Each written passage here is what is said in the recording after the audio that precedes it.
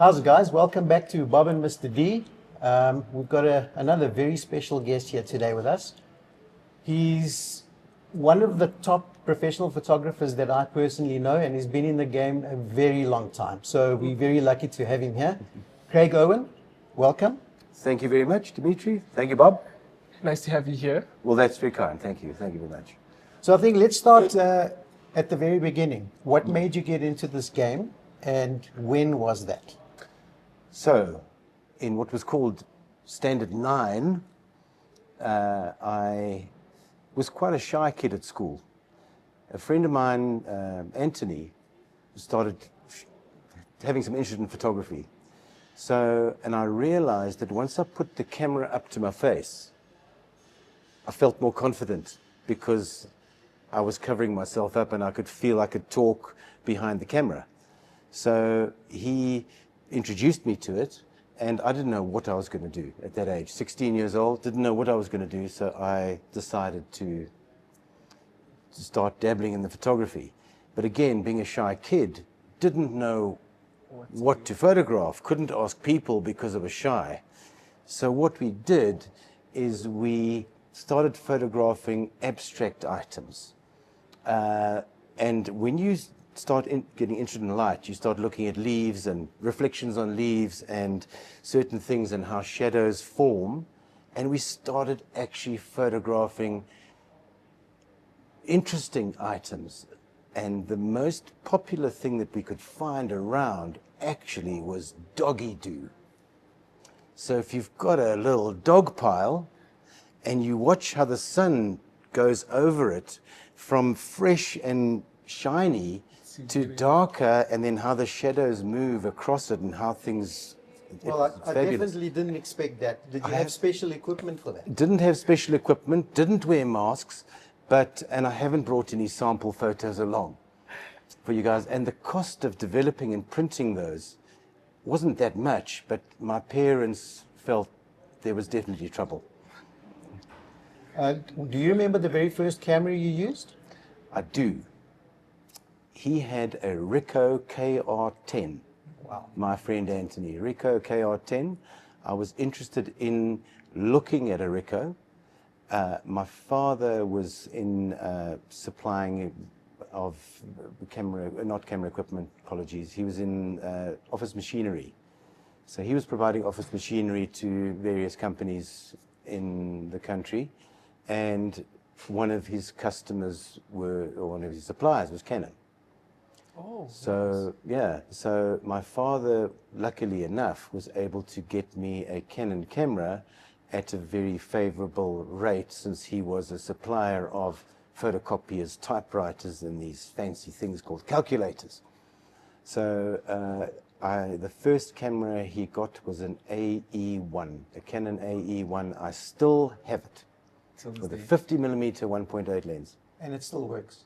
It still works, yes. I took the little button cell out the bottom, the battery, because obviously that's the first problem you have, is that the battery that operates the light meter inside, that was the only battery it had in it, just to operate the light meter. There was no clock or time that needed to come out, otherwise what happens is they deteriorate. Yeah. Now, the Canon AE1 and the AE1 program is among the most popular second-hand cameras in the world right now, because so many were sold and because they're so reliable. Yes. And can we not leave out the A1, guys? That's one of the best cameras. I asked my father, please, can I ask you to assist me with an A1? And he said, I've bought this AE1 for you. You need to start doing something with it. Then after school, I went to what was known as Pretoria Technikon. I think it's called TUT, University of... No, TUT. Is it a university? It's the Technology University, what was called a Technikon back then. And I went there and began photography studies. The AE1 was good and suitable, but I really wanted the A1. So I was able to get an A1. I think, if I'm not mistaken, it was a massive price in 1985, 1986, 600 Rand South African rod. Some serious ammo. Bob happens to have an A1. He enjoys using it. Do you? Yes. So I use it mostly for my photography that I get paid for. Yes. That's my go-to camera. Okay. And then, so when you studied photography, did you then move your style from shooting dog poop to people, or you went from architect People. Yeah. Yes. I didn't think I'd dabble in that, but I realized that you don't make money out of that. But I think if I pull out some of those old pictures from back then, I might be able to sell them now as abstract art. 100%. You Yeah, could have yeah. gone into the scientific side of things. Yes, and chalkies and things. I saw them do that on Jurassic Park. Really? They took a photo of the dinosaur poop, didn't they? On the Nikon F100. I remember. Really? Oh, I've had a Nikon. I had the first Nikon digital camera, if I remember correctly, was an F100, wasn't it? Or was a D100? The A D100. Yeah. But it had F100 guts in it. Yes. And they just changed the back to a digital. to a digital back, and I realized back then that I wouldn't buy another plastic camera, and I haven't since, because what happened is I had an altercation with Bill Gates's bodyguard. So what happened is I was carrying my F100 or D100 Yeah. into, no, sorry, it was an S100. It was a Fujifilm camera. The Fuji adapted Yes, one. The yes. Fujifilm had taken the Nikon camera and they'd put Fujifilm on it, and they put a digital back into the hole where your film would be. And that was a huge In the middle 2.7 here. megapixels. Eh? There you go. Wow. So we did that, and what was happening, I carried it because we were on the go with when Bill Gates was here back in, jeepers, it must have been 1999 or 2000, somewhere thereabouts. I think it was about then, 2000, 2001, the digital was sort I of don't recall starting, him being coming along. so. 2000, 2001. And I was on the way into the venue and he was on his way out because we had quite a program to stick to. And the door opened and Bill Gates' bodyguard was a huge German guy. And he pushed the door outwards. And it was one of those soundproof doors and smashed into the top of the lens that I had on the tripod. I was holding the tripod, walking around like that. He smashed it, and what happened is the base plate pulled out the bottom of the camera. The camera fell on the floor, but the base plate had ripped out and the bottom of the camera was still stuck on the base plate. So the whole bottom tore out. And then I looked at the camera and thought, wow, look at that. There's still sprockets in there. There's still sprockets left and right. So the camera had remained identical. They just slotted the digital area into the area where your film would be seen. It was called a DCS 303 or something like that. Wasn't that the Kodak one? That had Kodak- that big And then monster Kodak, on the bottom? Yes. I've actually still got one at home. Have you? And you know, the grip gets so sticky you can't even touch it anymore. So it's Yes. in the corner of something somewhere. So if that camera, if I remember correctly, was about 65,000 Rand, that Kodak camera was about, I think it was 1 megapixel. I think it was 2.7. That's what I remember. And we did billboards with that stuff. We Was did it that billboards good? with it. Well, it was acceptable. It was acceptable. So people often think about, I know we're branching off now, but people always talk about the chip and 200 megapixel Samsung phone, for example. But if you consider how well do you look after the cover for your lens? Yeah. So even if you've got a 200 megapixel and this is in your pocket with your car keys, you're scratching the outside of the lens and you can pick up some diffraction. So your 200 megabyte chip is as small as your SIM card, whereas in a top-end digital camera, your capturing area might be the size of a matchbox. So all of a sudden your 100 megapixel camera or a 50 megapixel camera is far better than your 200 megapixel cell phone because your capturing chip is so much bigger that the dots aren't micro dots. So, but it's very clever marketing from the cell phone companies. And also getting back to the billboard story, how often do you walk up a meter away from a billboard and look at that printing? Not as I've never done it actually. The billboard's made to look at a major distance. You will never see those squares. So or The pixels. pixelation. Yeah. So while we're on that, from both of you guys' opinion, right? When shooting for a billboard, Thanks, cameras. Thanks for the coffee. It's great. Good coffee. Yes? Eh? would you choose a digital camera or a film camera? For a And billboard. why? Yes. Craig? Digital. Digital without doubt. The amount of planning that goes into it, you can go back. I remember doing a billboard for Flight Center. If you remember some of the older billboards from Flight Center, they used to have a guy that looked like a captain on the billboard. But they wanted a shot, their first one they put up, which was near the airport. They wanted the guy on a ladder going up to the billboard, turning around, his picture there, but the actual guy on the ladder turning around. The confidence that I've got shooting with film is now changed, because I'll shoot with a film camera and then go like that and there's nothing there. There's a case.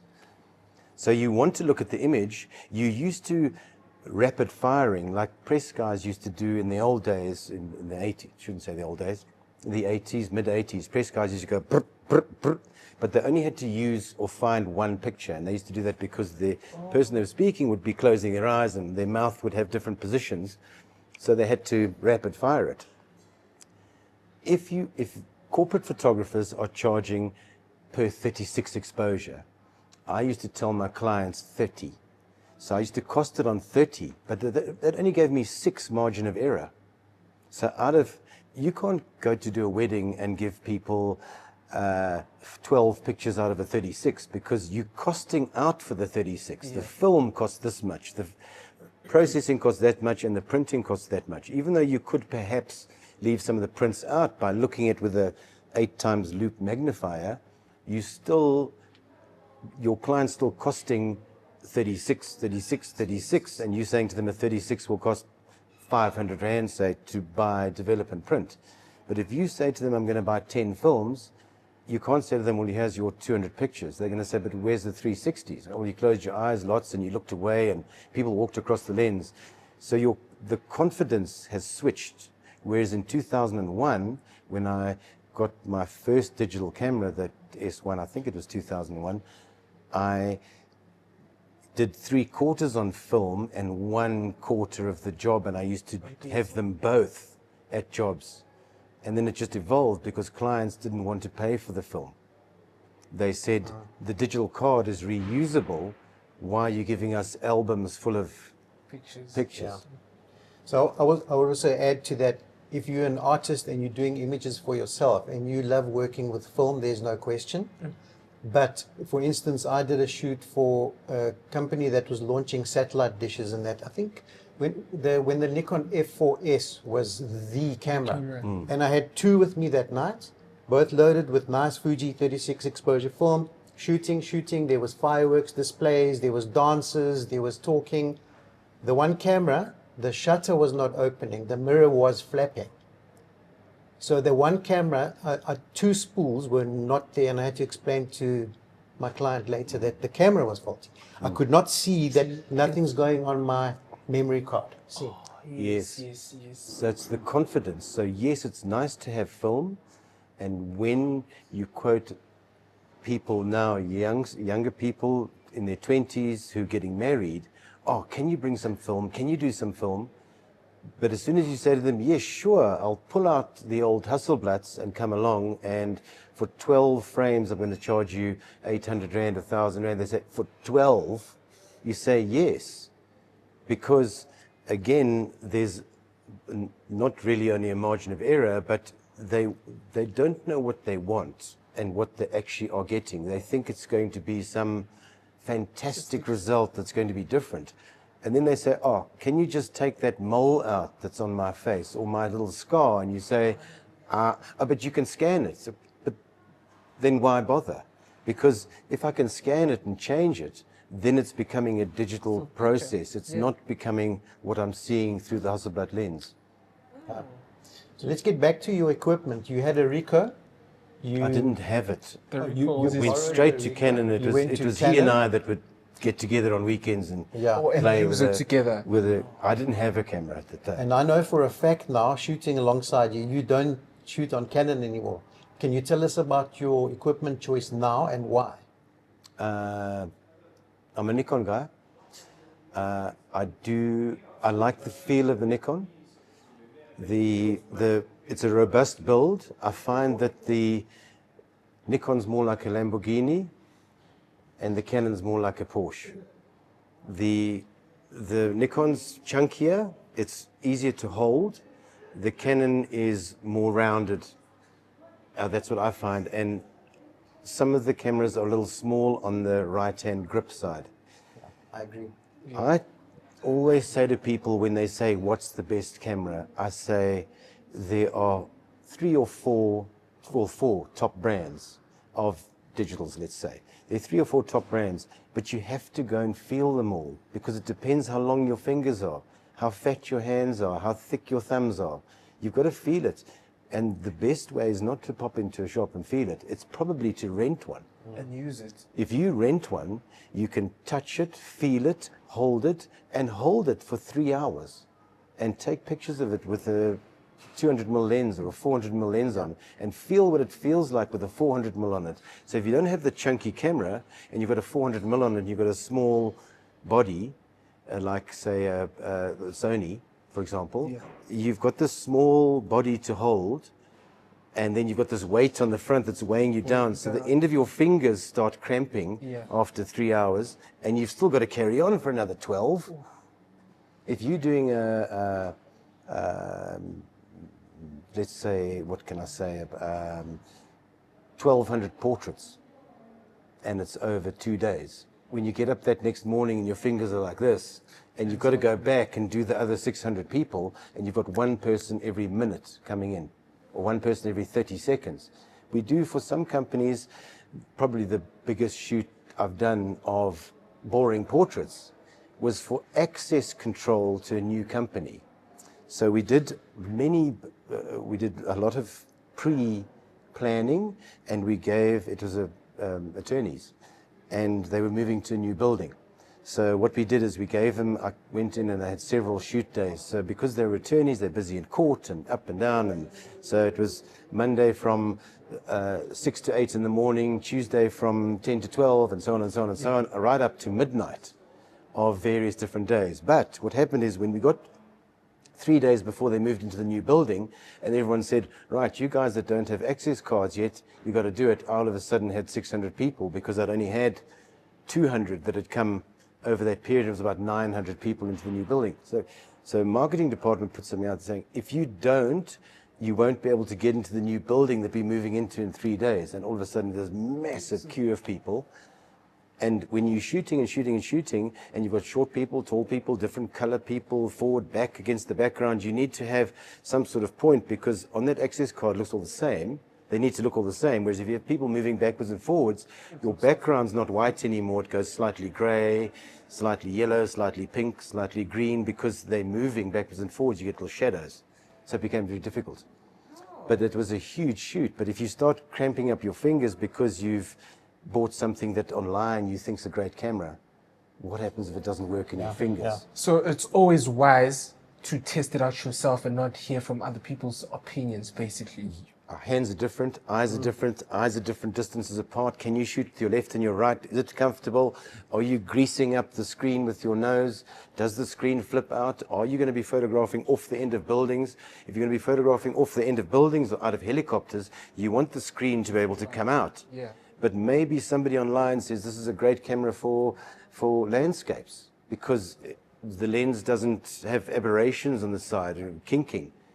But that's not what you're doing. You're doing something completely different. And if you're doing helicopters and buildings, just see that the camera system comes with a harness for safety reasons. Yeah. Just kidding. Anyway, so you're a Nikon guy. Yes. I changed when Canon changed their mount for the third time during the early EOS range. We tried to build up lenses. As photographers, we try to build up a range of lenses. Times have changed now, but we try to build up a range of lenses. So what happened is you buy 2 or 3 lenses, and then they changed their mount and brought out a new body. And it was so that they could accommodate The old bodies. digital film. Yeah. So the Canons used to have a slightly larger aperture and Nikon committed from, I think, 1955 or whatever it was, that they would remain with the same Yeah, I love mount. that fact. I mean, you could mount this lens on your D3, D3S, D4. Correct. And it works. It works well, not this specific one because it's not an AI convert, but Yeah. this you can stop down. It'll close the aperture and then you can get a reading and then you shoot like that. Oh. Yes. But the AI lenses will work on, Any camera. not the mirrorless. The mirrorless has changed now. But I believe Canon did move ahead of Nikon in technology because they were able to do that. Nikon did it eventually with the Z range, as you know. Then they went Yes, big. yes. And now we've got the same problem that you need to start building up lenses again from the beginning. But Canon did it, I think, 3 times in about 10 years. So you end up with let's say you buy an 8mm lens. You don't use that lens often, but it's enormously expensive. But now you can't use it anymore at all unless you pull out the old AE1. You Are you see, using the Yes, Z range as well now? I am. Apparently the Z7 is such a great camera. I have an 8 and a 9. Yes. I find, interestingly enough, and Nikon might not like me for this, but I find that I still take my D4, which is the last, never bought the 5 or the 6. The D4S I use for dancing at weddings, parties, events, because the SB5000 flash has a grid pattern that it shoots out for focusing. The Zs don't have it. So even though the Z's brighter and lighter, the lens tends to hunt to find a focus point. So if you've got people ripping it on the dance floor, you've got a bit of smoke and you've got flashing lights, the Nikon, the Z lenses tend to Doesn't get find a focused, hunt. yeah. And then people might be saying, hey, take a picture. And then it doesn't. How long is this going to take? Yeah. I must say, I absolutely love the flash system with Nikon. If someone had to ask me, beautiful. what do you think is better between Canon and Nikon? I really don't know, but the flash system has always been much more accurate for me. With Nikon. Nikon. Yeah. Yeah. I find that when I talk to guys with Canon, I find that I tend to find them shooting a lot on manual flash. The Nikon guys, when you're at events and you look at what's on the back out of interest, it's often on TTL. Yeah.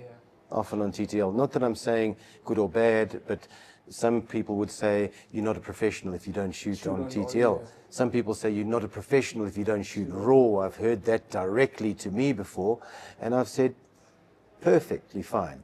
But when you're doing a shoot and print event where you've got to shoot and print 250 couples coming into a venue and you've got 2 hours to print and shoot and print and frame because they're coming in at, it's say for managers for a afternoon event, and it's 3 and they need the pictures out by 5 and you've got 250 managers standing with their reward, you're going to shoot that on a 50 megapixel camera and download and convert and make small to print a A5 print? Or you're going to get your settings right before and shoot straight JPEGs yeah. and smash go. them straight off with a tethered camera to a printer that's Yeah. outside the door, and it automatically just whaps them out. You've got some wastage, but how do you do it in 2 hours if your file size is 60 megabytes? Yeah, because it takes more time also if you do it like that. A lot of the software on automatic printing cannot read. It'll just come up with this, which we've had before at events, and sometimes when I send other guys out and the camera's set for RAW from another event, they phone me and say, it's not working, it's not working. And I say, well, what does the screen say? It says, does not support NEF. Yeah. So it just, they don't know what that means. And you say, okay, so press the qual button at the back and fiddle around and you'll see it'll. Find out. Yeah, well, you've got to do it on the phone, but I'll be at another event trying to say, hide behind the speaker quickly and you're tell busy, them so- it doesn't support NEF because it cannot convert the file. It needs to print from a JPEG. So when people say you're not a professional if you don't shoot RAW, I've only got 2 hours. I cannot download 30 gigs and convert them. People on their cell phones want immediate gratification. And that was why the transition between digital and mirrorless, same problem. The transition was also difficult, like film to digital, digital to mirrorless, same thing. But people want instant. They want sharing on your phone. They want sharing now. We did a work for a company. They wanted the pictures sent to the marketing department before the person came off the stage. So they'd go up for a 20-minute presentation, and within 10 minutes of them being up there, marketing was sending me a message in the front saying, 3,000 people.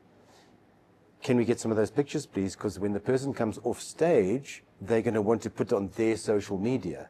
How do you do that That's with your Canon AE1? That's a tough one. Yeah, You see, and that's the kind of, I mean, I was going to ask you my next question. What is the majority of work that you do? And I know you do a lot of events for high-end corporates.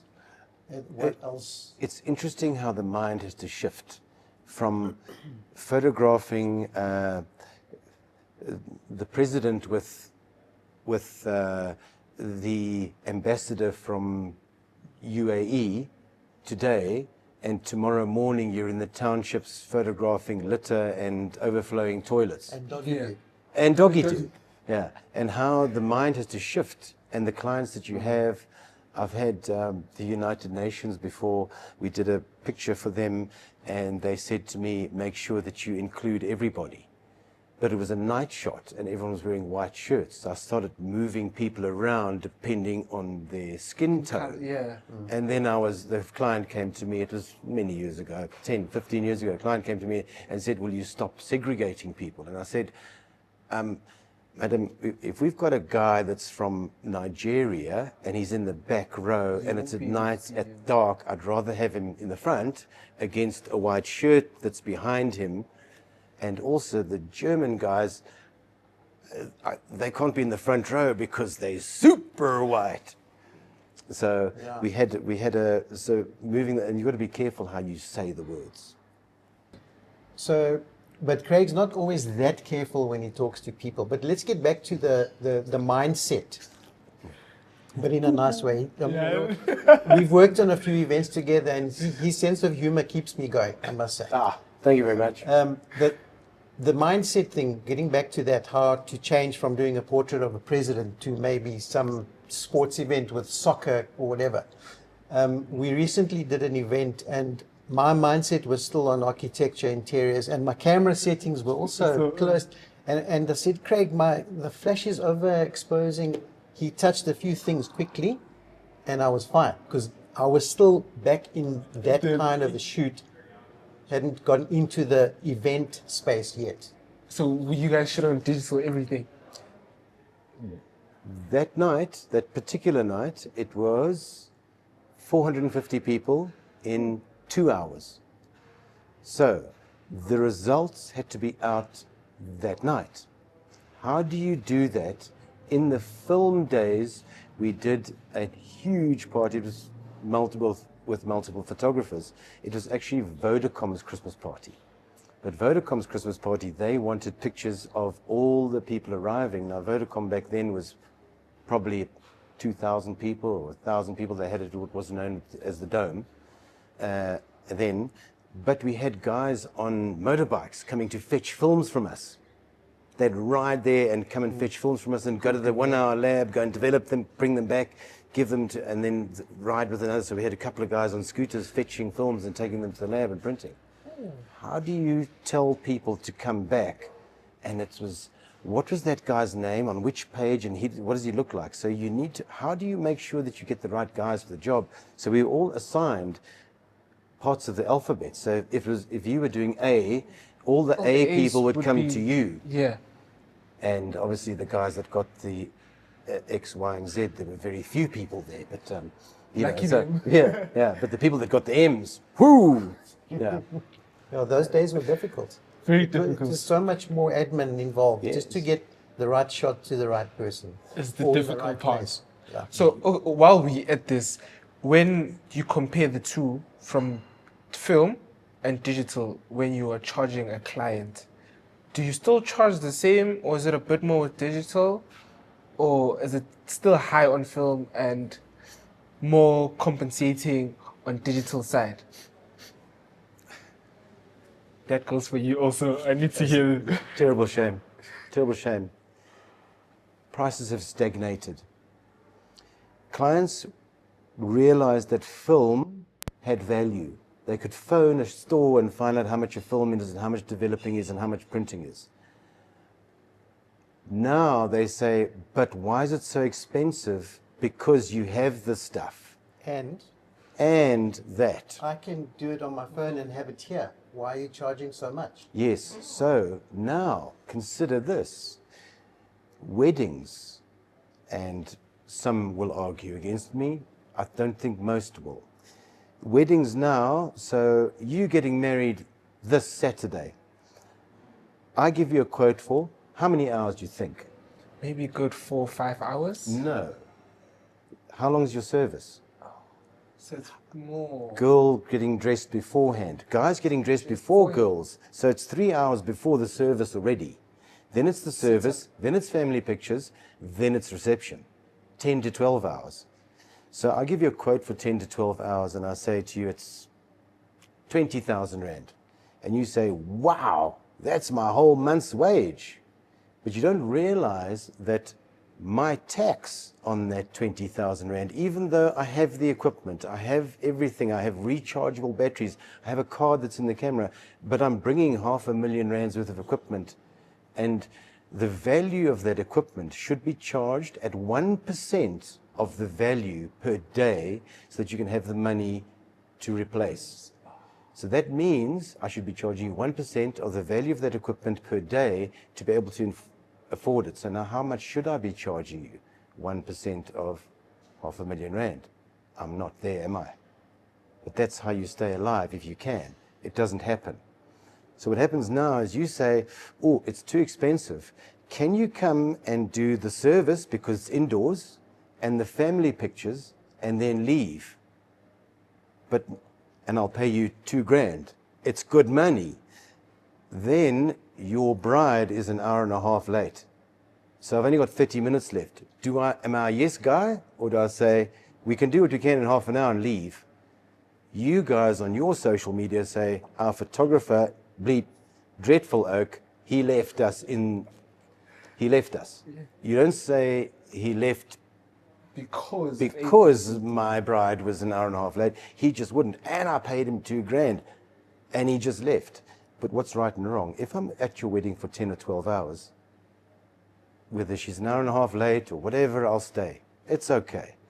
But if you chop me down and say, Uncle Dave has the iPhone Max Pro 19 BXM, what, but he's actually also got, he put cream on his fingers beforehand and they're all over his lens, and he put the phone in his pocket with his car keys, that doesn't come into it. Because it doesn't matter if there's a Hasselblad or a Leica lens in your cell phone. You've still got a plastic piece over the front. It doesn't matter. So they'll say, Leica camera, Hasselblad camera inside there, but there's still a piece of plastic on the front of it. Might be a high quality piece of plastic, but your lens like this is made perfectly. That cell phone's still got a piece of plastic on the front. So if it's scratched or got cream on it or grease or hand cream, it's still going to give you a bad result. But people say, Uncle Dave's got this camera and he can do the rest. So can you do just that little piece? So how do you earn your money? Sorry to interrupt. They also don't realize that Uncle Dave doesn't have the muscle memory for anything that's going to happen. Yes. Whereas your pro photographer can nearly do it blindfolded because he's done it a million times before. It's what it does for a living. He can do it just by the feel and know that he's going to get something good. Uncle Dave, he's been surfing the internet, he's been tasting the pudding. He doesn't really He's got know. that muscle memory, not to take the image at the right Composition. time. Does Uncle Dave get down on his knee if the grass is wet? Sorry, Dave. Yeah. Does Uncle Dave get down on his knee if the grass is wet to get a nice lens in the middle of the dress? Or does he take them all from here because he's a tall guy and he's got big head and big shoulders and small feet on the bride because that's just him? What happens if she's smaller, larger? What happens if the girl is taller than the man? There's also the other aspect is, I mean, when you photograph people, you engage with them and you know what you're looking for. Where to put them, where the sun is, where the trees are. There's a car in the background, you don't want that. Uncle Dave will never think of Uncle that. Dave just goes and takes and Just takes and takes. shoot. Yeah. dad that's got the mother of the bride there, but he's got his new girlfriend who's his secretary in the picture as well. How do you put them into that family picture together without having mum's fangs out? So you need to, and you need to include them. How do you do that? How do you include them? So I've done over 3,000 weddings. Never been married myself, though. Perhaps it's because of that. I thought I did a lot. When I closed the studio, we had 300 and something. Yeah. And back in the day, there was only film. So we did a package between 8 and 10 spools of 36. You would get the wedding album, and you would get a certain amount of prints in various sizes. But there you're getting something solid in your hand. Yeah. And usually we would offer the negatives as well, which you can rescan today and have it on your really phone. good imagery without having it on a cloud or something. So there's the other difference. Yeah. So the reason I did so many weddings is because when I was photographer in the army, actually another interesting story, I mean, being pressured to produce prints and having military police standing outside the darkroom, you'd have to photograph something, then go and develop it. And then they'd wait for the prints and take the film and the prints away from you, and then trying to explain to them, you need to wait for it to dry. Before. They just say, no. It's like, you have to wait for it to dry. And why is it taking so long? Well, you have to wash it for 20 minutes with water so that the print doesn't go silver. What are you talking about? Well, meneer, you need to wait. For no, those films you can't have, you can't see. Well, I took the pictures, so it's in my head. No, give. You wouldn't wait for them to dry. What was the reason for them to pressure you? It was military. So if you photographed something that was for intelligence, for example, you'd photograph something, but then I'm not permanent force, I'm not high ranked. So you're not but it's something, it's something for generals or something for brigadiers or something to do with army intelligence. You photograph it, but then I can't keep it for myself to show my mates, say, look what I got. So they removed it from you, and you'd committed to not speak or talk. You signed an NDA for it. Nah, not in those days. Not in those days. You just different. So signing NDAs is modern. Remember, I got beaten at school. Yeah. Now you can't do that. You got to talk nicely to people. Back then it was different. It was don't do it. Ja meneer. Ja corporaal. Yeah, lieutenant. So it was different. You had fear because there was repercussion. There wasn't anybody to go and complain to. You couldn't go and do an affidavit at the police station and say, "Oh, I won't do it again." There wasn't that. So the reason I did so many weddings, my army wage was 174 rand a month. Because I was in the army, they said I could move out the barracks, but because I wasn't permanent force, they weren't prepared to pay for a flat. I could get a flat because they needed to be able to call me to come to jobs any time of the day or night, but they couldn't pay for it. They said, but you can be out of the barracks. So I thought, no, that's a good idea. So I can actually have a hot water shower then. My flat rent was 350 rand a month. So I needed to do something to fill up the gap. So I started doing weddings for a guy in Pretoria, and we do weddings every weekend. 1 or 2 or 3 films you'd get, and we'd do 3 or 4 a day. He had a Wendy house with a kiss machine, if anybody remembers those. So it had big tubs of chemicals. You had to dial in the color on a big knob. He had a Wendy house. He would produce we'd drop the films back there. He would then print them and do a peel and stick album. You peel back and you stick the prints on the grill. Have you seen one of those? Yeah. And those are the ones with all pink pictures in it. Because what happens is when you stick them in there, it all looks nice because you can turn them around and do whatever you like. But the glue goes through the paper and changes the pictures. So sometimes you get little pink wedding dresses and things like after many years. But that's when you want to look at them. And now it became an Instagram filter. There you go. Yeah. And they don't know where it came from. Again, Uncle Dave on his cell phone has got all those 20 filters he can use and change them. So I had to do weddings, but we do so many because he was charging 500 rand. 500 rand, and I was paid 75 rand a wedding. But he charged 500 rand, shoot, print, and deliver. was his package. So it was, even though it was 84, 85, 86, somewhere around about there, he was doing Tons and tons of work. he was doing tons of weddings because he was so cheap. But he'd just run through there, and we did all the time. We just carried on and on and on. So tell me, Craig, what is the most famous person you photographed? Are you allowed to say this? Yes. South African, Nelson Mandela, I would say. We did quite a lot of running around after presidents until, let's leave it at that. I believe he didn't like flash, so he No. wanted natural light. No, it wasn't that he didn't like it.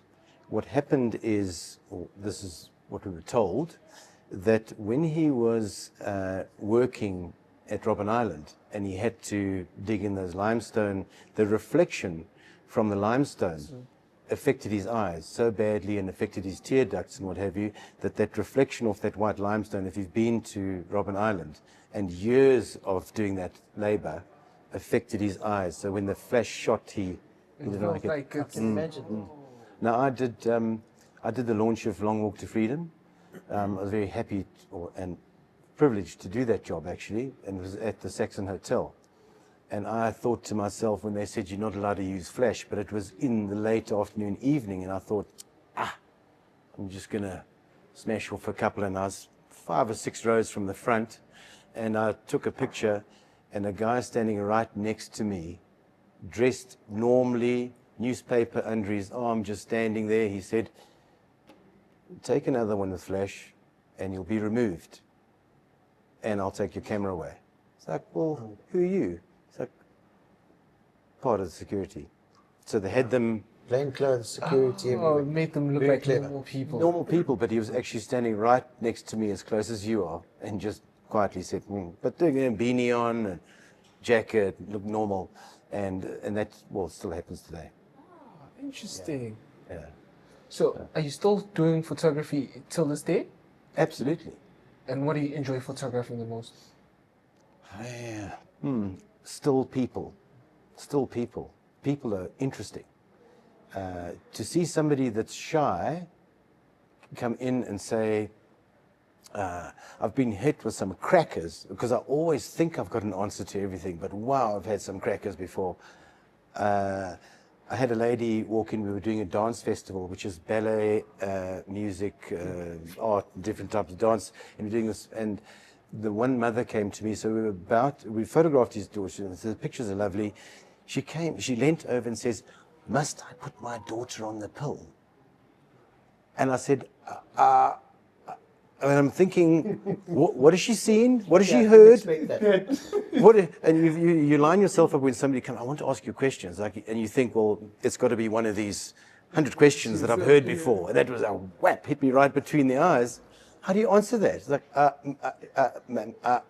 not quite sure what you'd like me to say, because I thought maybe she's seen me looking at her daughter a certain way or something. And she just said, no, I'm wondering, because I've been told if they're on the pill, their skin is much better, and she's got some pimples. Whew, relief. Do you see how much positive feedback Craig gets from people that he photographs? Yeah. And trust, such trust. Such trust, because for somebody to tell you that, Yes, Yeah. I've never had that. that is No, crazy. Wacky, that people that actually ask the question, how you just don't have an answer, but you need to still engage, because, madam, I want you to open that wallet. So what do I need to say now make you to open protect that myself, or open, and what did you see or hear or think, or to ask me that question? And then it just came out. It was normal. It was normal. Craig, how do you, from when you started out until today, what is the biggest change in our industry that you think has happened? Pricing has not kept pace with the price of equipment. There are so many photographers. When I was shooting on film, there were about, you agree or decline, there were probably 20 photographers in South Africa that were trusted. I'm talking about 19 90, 1995, up to sort of 2000. Because if I'm shooting your wedding on film, like you spoke about the D4S story, there's no tomorrow. There's no let me do it again. Whereas on the digital, you're looking at your results at the back. Yes. You think I can fix it later, unless your focus point is 30 meters behind them at the trees at the river. But generally, you can get an idea of what's going on. And just as an aside, don't throw away your small memory cards. Don't throw away those 2 gig cards that you think, because people come up to me at weddings or at events and they say, you must have a 1 terabyte card in there. And I say, no, I've got a pocket full of 2 gigs and 4 gigs and 8 gigs. Why throw them away? Obviously, that's not with the mirrorless because you don't get them that small. But on the CF cards, don't throw them away. I'd rather shoot a wedding on 20 small cards than put one big 1 terabyte in and the card goes down. No, it's about the card going down. What happens if you don't have that second slot and the card goes down and you've shot everything from the bride getting dressed and the last shot right at the end, somebody goes poof with a champagne, shum, and your card goes down? What then? So rather shoot on a whole bunch of small cards, and at least if something happens to one of them, you've got something. Yes. Or change them as you go. And also, make sure you put your cards, your shot cards, in your pocket. Don't put them in your bag. Not here. So, one more question from me. Back from your film days, when you used to shoot film and something came out blank or didn't come out as expected, how would you deal with client? That's an interesting one. We had, when Bill Gates was here, I was told you've got 2 minutes to photograph him with all the Microsoft staff. 2 minutes. That's what's on the program. How many staff are there? I think Microsoft had 280 back then. How do you do that? Then I said, it's impossible to do. Marketing lady came back to me and said, it doesn't matter what it costs. You need to get it done. That picture's still at Microsoft in Bryanston. In 2 minutes? 2 minutes, you photograph 280 people with Bill Gates. That's what you've got. 2 minutes on his program. Did you have people to help you pose everyone? We got there a couple of hours before. We took light stands and red and white tape, and we blocked off an area. Now, obviously, the Microsoft staff are also people that I've photographed before, and now they're managers and senior managers and junior directors and the managing director. And I'm saying, you must do this and you must do that, because in 90 minutes, I have 2 minutes with you, and you got to be in this block. So what we did is we hired a cherry picker. You know those things? Yeah. We put them into a block. I went up on the cherry picker, got the shot right, and said to them, you have to stay within these parameters. 5 minutes before Bill Gates came in, we took all the stands away and all the tape away and said, do not move. When he walked in, we got the front to split. He went in about 2 rows in. They closed. I took one. He looked up to where I was in the cherry picker. He looked up. I took one shot, and he looked down and walked out. I got one shot. And you got the perfect shot. Well, I've never zoomed in on it because 280 people, but it was acceptable, and it's still up. That's a high pressure shot. That Very high pressure. Very high pressure. How do you, what you said before about how do you say sorry? There was no second camera or no, the amount of planning and testing and things that go into it, but I could have done it with the phone. I could have done it cheaper. I could have. I think Uncle Dave could have done that easily. He could have. Yeah. He could have, but there wasn't the iPhone 19 Pro Max Extra yet. Correct. Yeah. Which camera did you use for that shot? Wow. Probably a D1. Nikon. Yes. Yeah. Do you still use it till this day? The D1 is still around. I've got them, so the D1 and the 8mm lens. So I took some pictures of the dog a couple of years ago with the 8mm lens. And it's a full fisheye. It's the widest lens I have, but there's no need for it. It's more like a toy. So you can get a full length, I can get a full length view from this distance. Yeah. But you're going to be hell of a bulgy. I can give you big muscles, small feet, and a small head. I'm very glad that you moved on to the dog now. Yes, yes. I've moved from, there's the dog's head, believe it or not. So I've moved up the body now. Took a while, but he's there now. You started from the first step. Craig, one more thing before we spend the whole weekend here. There's not enough coffee for us, but one more thing. For people out there who want to become professional and they want to run the business as well as they can, what advice do you have? Say yes. Say yes. You need to say yes to your clients. It's difficult. Say yes, and sometimes you've got to take a hit. Understand that the cost of the equipment you'll never recover. Very important. Once you become a photographer, I know we're supposed to touch on business more.